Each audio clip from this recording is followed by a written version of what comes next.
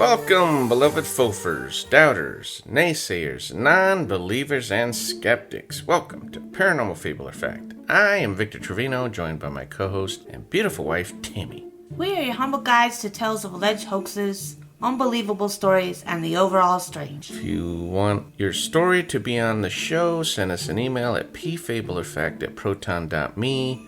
Our Facebook, YouTube, the rules, and the rules for debunkers are in the show notes.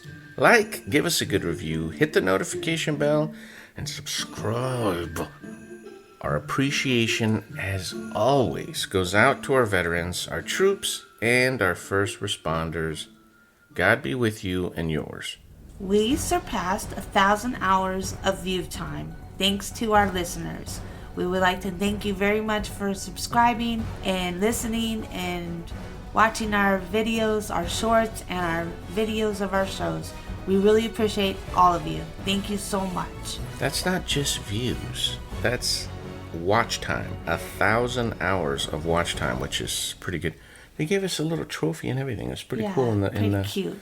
Yeah. So yes, we want to thank you guys for supporting us. I can't thank you enough.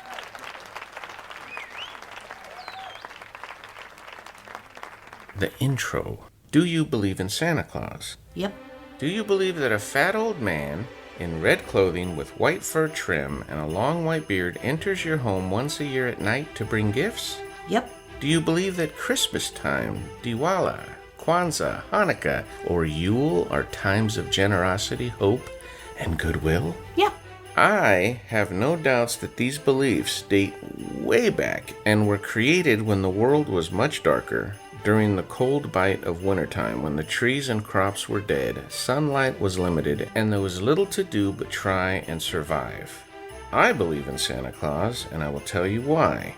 As you can tell, we're going to be talking about Santa Claus and the different origins of the character. While most modern scholars and historians say that St. Nicholas was the original figure that Santa was based on, there are much older traditions, one even that's biblical, that are just as likely to have been where the gift-giving person originated from. All in all, the modern version of Santa Claus is most likely a broad muddling of all of these different ancient beliefs and is today almost exclusively American.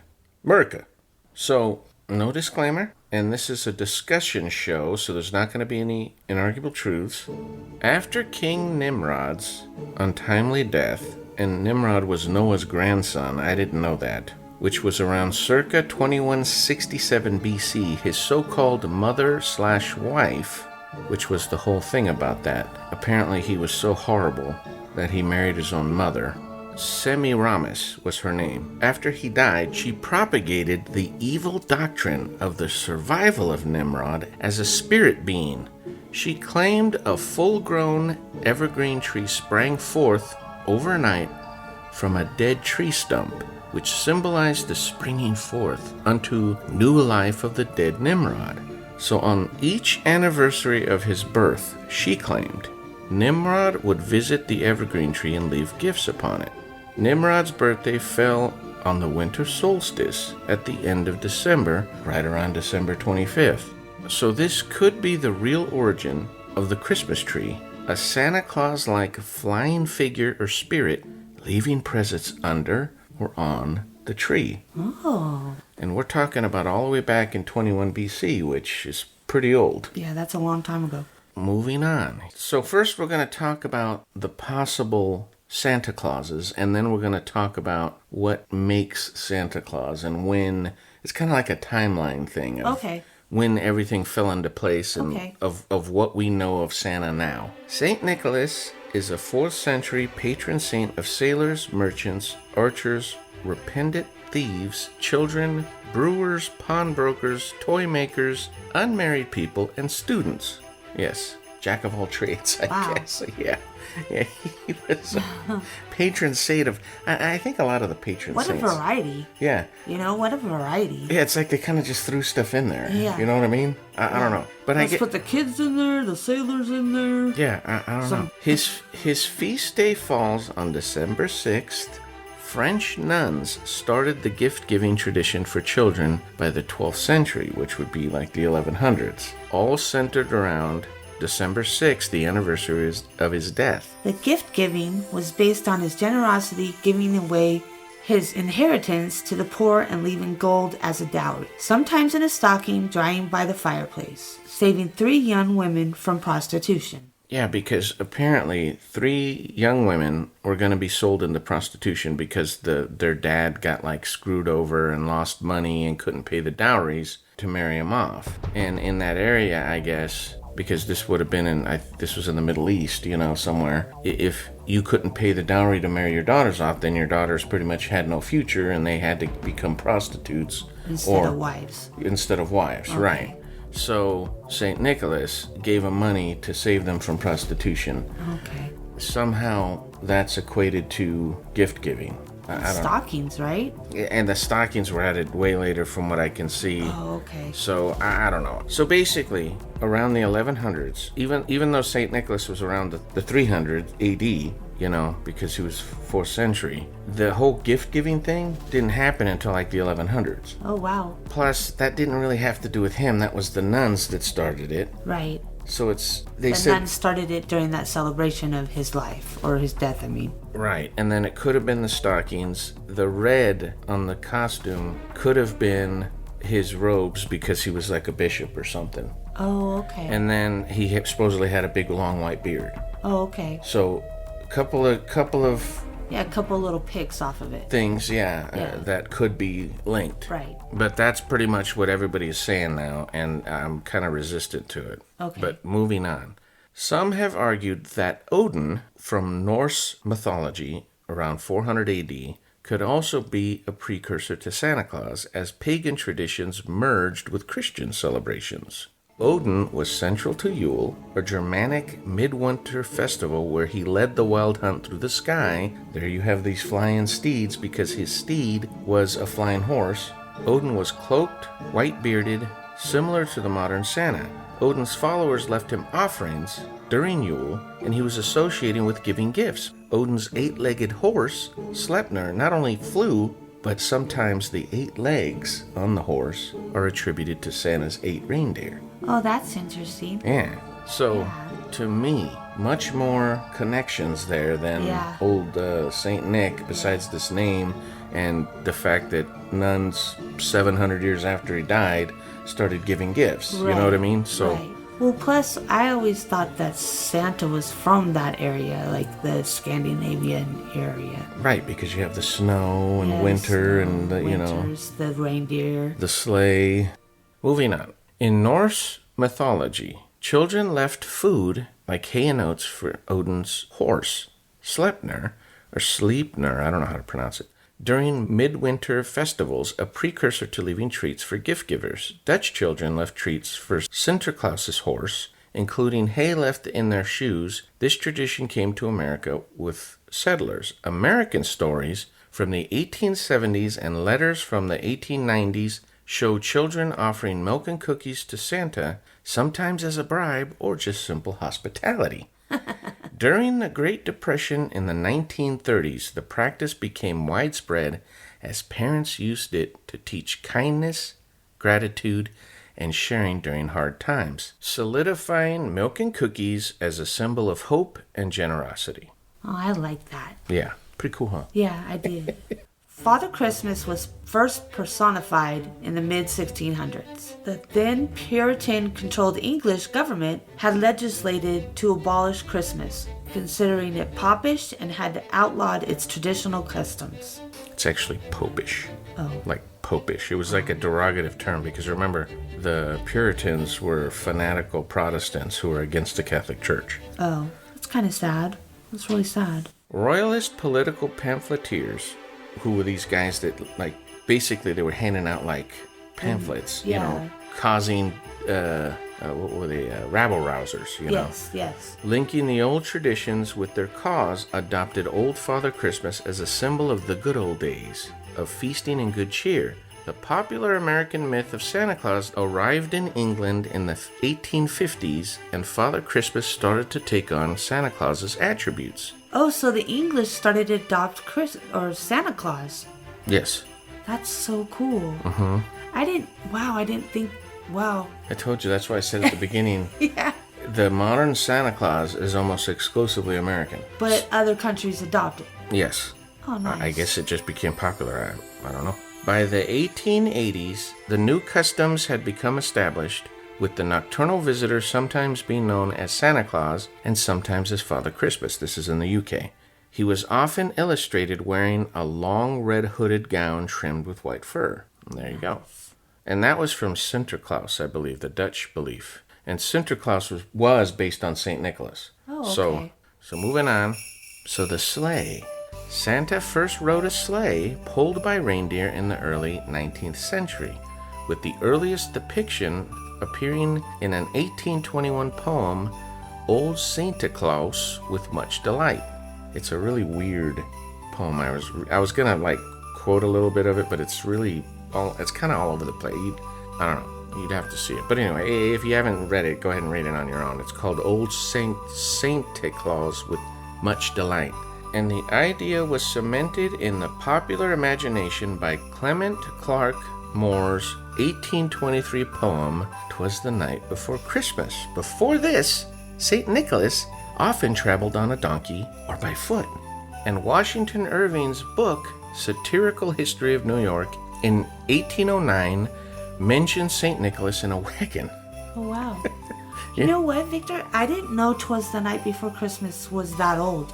I thought it was in the 1930s, 50s. I did too. I didn't know it was from the 1820s. Yeah, but it wasn't called "'Twas the Night Before Christmas." That's what it was renamed. It was called "A Visit from Saint Nick" or something like that. Was the original poem. Oh, okay. And that poem by Clement Moore basically cemented what we know is Santa Claus today. And you'll see why.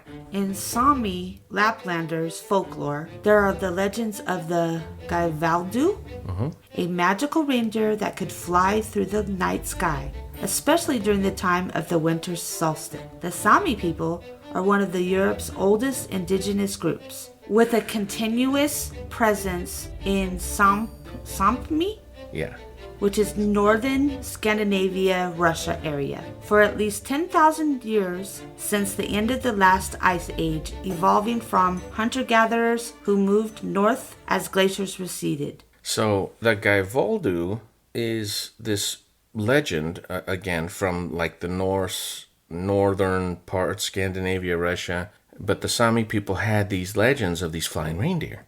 Oh, wow. So they believe when Moore wrote the poem, that's where he got the 8 tiny reindeer flying through the sky. Oh, okay. Or he was basing it on Odin's 8-legged steed. Right. One or the other. Right. I'm kind of leaning towards the Sami thing, though. Yeah. Do you know where he was from? Moore? No. I think he was... I didn't even look him up. Maybe I should have. Well, I don't want to go that deep into it, but no, I was just curious. That's a really good question. He had to be American because it was an American poem. Oh, okay. I didn't know that either. I thought it was English. Wow, I really don't know a lot about that poem. It might have been English. I don't know. But then why wouldn't the English have created Santa Claus? I think the reason why I thought it was English is because of the Christmas Carol. You know what I mean? Yeah. Yeah, but that was Dickens. Dickens was English, but no, I think Moore was American. Yeah, I don't know. So that is mentioned in the poem as well. That's what I'm saying. A lot of things are based on "'Twas the Night Before Christmas." That pretty much cemented what Santa Claus is today. Christmas stockings were made famous by the poem "'Twas the Night Before Christmas," 1823. Later stories told of St. Nicholas dropping gold for the dowry, and this is when he was dropping off the money to the young ladies so that they wouldn't have to be sold. Apparently, the story was that there was a stocking drying by the fireplace, and when he dropped the gold into the house, it fell into the sock. Oh, okay. And that's what it was based on. But okay. I honestly think that was added later to try to make more of a linkage type. Right. Because when I was looking up St. Nick and that incident, it never mentioned anything about a stocking. So yeah. I think that was added later. Before that, shoes were left out for Odin and Santa Claus. And I remember I had a teacher, her name was Miss Vincenti. She was from Germany, and she was Dutch, and they would leave their shoes out, and they would put hay in their shoes for the reindeer or for Odin's horse. Yeah. So pretty interesting. That is interesting. I remember the Dutch had those wooden shoes. Yeah, the clogs. Yeah. Santa Claus delivering gifts globally was a slow evolution, with modern concept solidifying in the early to mid 1800s in America after the advent of Santa's flying reindeer. So again, because of the reindeer in the poem, that's where this whole idea of Santa Claus delivering gifts all over the world in one night, that's where it came from. Ah, okay. So just after the poem, but again, based on the poem. Right. Santa Claus didn't start coming down the chimney until the 1800s with a book by Washington Irving in 1809 and the poem Twas the Night Before Christmas in 1823. Wow. Santa wasn't depicted as jolly until after the poem Twas the Night Before Christmas, 1823, because before that, it was well known that St. Nicholas was very thin and very tall and kind of gaunt. Oh, okay. But he had the beard. Yeah. He just didn't have the big belly and the ho-ho-ho and all that stuff. The big rosy cheeks and, the belly that, rolled like a bowl full of jelly when he laughed and all that. So the idea of Santa Claus living in the North Pole originated from the cartoon by American cartoonist Thomas Nast in Harper's Valley magazine in 1866. One of the only ones that isn't from Twas the Night Before Christmas, but again, the idea of Santa living in the North Pole was in 1866, and it's in America. Yeah. Santa's Naughty or Nice list was first publicly mentioned in the popular Christmas song Santa Claus is Coming to Town, written in 1934 by J. Fred Coots and Haven Gillespie, featuring the famous lyrics, "He's making a list, he's checking it twice, gonna find out who's naughty or nice." That's cute. So 1934 is when that's when the Naughty and Nice list came out. So there you go. Yeah, it seems like like layers, you know what I mean? His creation is layers and layers, and it just got better and better. Mm-hmm. You know what I mean? Because Coca-Cola did the picture of, remember? Mm-hmm. And that's how he originated with I think there was illustrations before. Were there? Coca-Cola. Okay. Yeah, I think they go all the way back. After the poem. Yeah. After Twas the Night Before Christmas, because that's when the only time he's depicted as being chubby. Yeah. With the beard because remember it talks about his eyes twinkling and he, him laughing and that's where he got Jolly. the ho. I didn't even add it in here, but that's where they got the ho ho ho from. Is from. Remember? Oh yeah. Oh no, he says Merry Christmas to all and to all a good night. That's right. Yes. So when did he say ho ho ho? I don't know. I should have looked that up.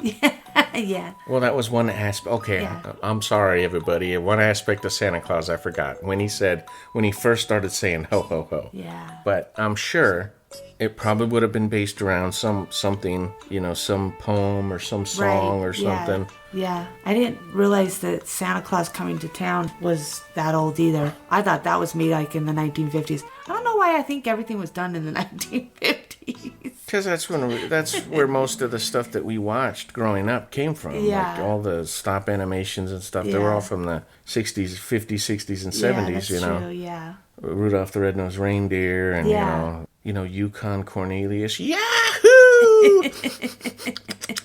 Nothing, remember? Yeah. So, that about does it, though, baby. Yes, it does. So, in conclusion, baby, what do you think about Santa? Or actually, I should say, who do you think is Santa Claus based on?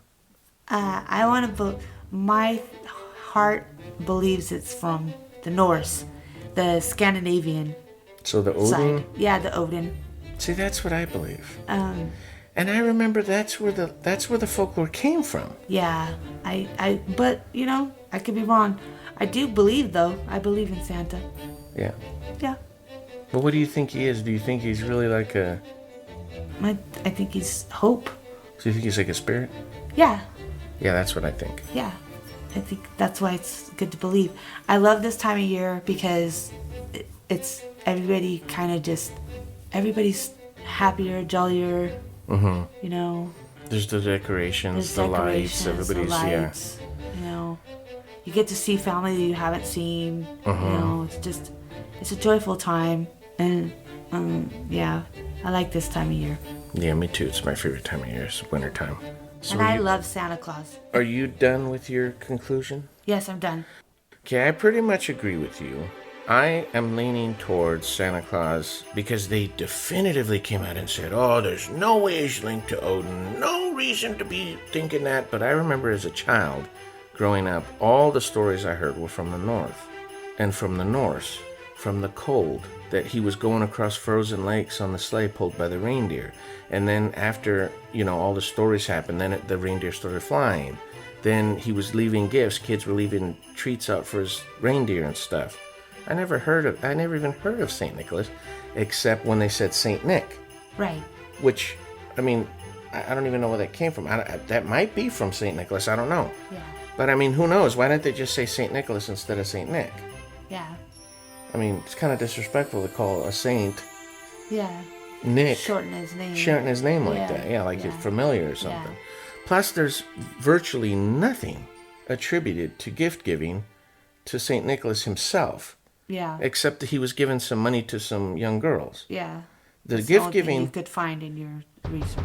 Yeah, the gift giving didn't happen until like 800 years after he was dead. Right. So how is that linked to him? Yeah. Do you see what I'm saying? No, I do. It might have been linked to his feast day, because his feast day was in December, but so was Odin, was the midwinter's celebration. Yeah. And even going all the way back to Nimrod, right. His stuff was in, at the end of the winter solstice and stuff. Plus, Odin had to do with Yule. And if you think about how big Yule is as far as Christmas goes, they overlap. Yes. The pagan beliefs in Yule have a lot of influence on what we still celebrate today as Christmas. So yeah. I tend to lean towards, I think it was Odin. I think that religiously speaking, the Catholics hijacked it and kind of said, well, no, we're going to kind of slide St. Nicholas in there, to make it more, to get it away from the pagan stuff, yes. which is whatever, that's fine. Yeah. I just tend to think that Odin is a way better fit, in my opinion. Yeah. As far as Santa Claus is concerned, my mom told me, because I asked my mom this one time, and she said she believed that Santa Claus was a spirit that filled everyone with the feeling of generosity, hope, and goodwill. Oh, I like that. And that's pretty much what I grew up believing. So I like that. when I say I believe in Santa Claus, that's why. Because I think it is. It's like everybody just gets a little more festive. Yes. Everybody's... Yes. People are like, well, some people get depressed. Well, people get depressed all the time. I don't think it has anything to do...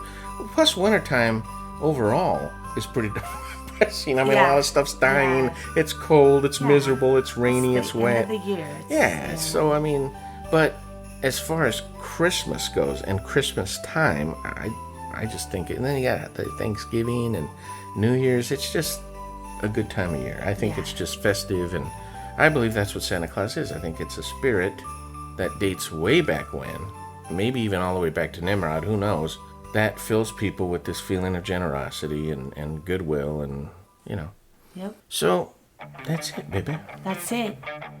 We just want to wish everybody a Merry Christmas and a Happy New Year. Thank you for making 2025 a good year for us, for our YouTube channel. We appreciate you guys listening. We appreciate your stories, your emails. Please, everybody, have a great Christmas, and God bless you.